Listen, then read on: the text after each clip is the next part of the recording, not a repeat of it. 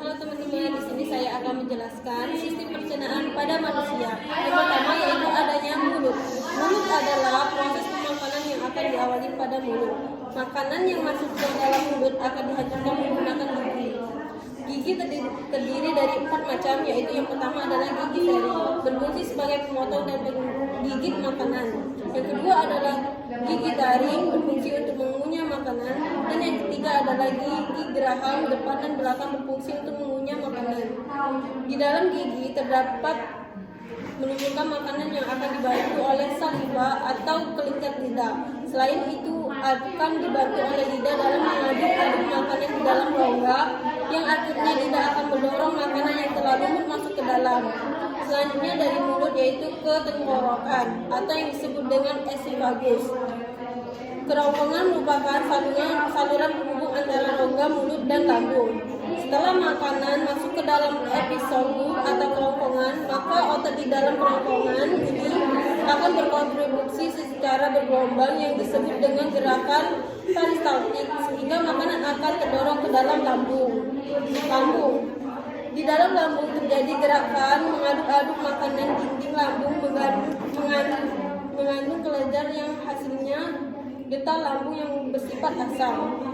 Getah lambung ini berfungsi sebagai pembuluh bakteri pada makanan. Setelah itu makanan akan dibawa menuju ke usus halus. Usus halus berfungsi sebagai penyerap sari-sari makanan yang merupakan proses pencernaan yang paling panjang. Usus halus terdiri dari 3 bagian. Yang pertama yaitu usus 12 jari atau duodenum, usus kosong jejunum, dan usus penyerap ileum. Selanjutnya yaitu usus halus ini makanan yang akan masuk ke dalam usus 12 jari atau duodenum, selanjutnya menuju ke usus kosong. Selanjutnya menuju ke usus kosong yang di dalamnya usus kosong jejunum terjadi penghancuran makanan yang dibantu oleh enzim-enzim, yaitu adalah enzim maltasa atau enzim urasa, enzim laktosa, enzim trisin, dan enzim heteroxonis. Selanjutnya makanan masuk ke dalam usus penyerapan atau yang disebut dengan ileum. Di dalam usus penyerapan ileum ini, makanan telah siap untuk dicerna ke dalam darah. Pada dinding ileum terdapat vilil atau jontol-jontol yang di dindingnya terdapat kapiler dalam dan kapiler limf. Kemudian makanan yang mengandung protein, vitamin, dan lain-lain yang diserap ke dalam kapiler darah akan dibawa langsung ke dalam hati. Di dalam hati ini akan dibawa dalam ke jantung dan akan diedarkan ke seluruh tubuh. Selanjutnya yaitu usus besar.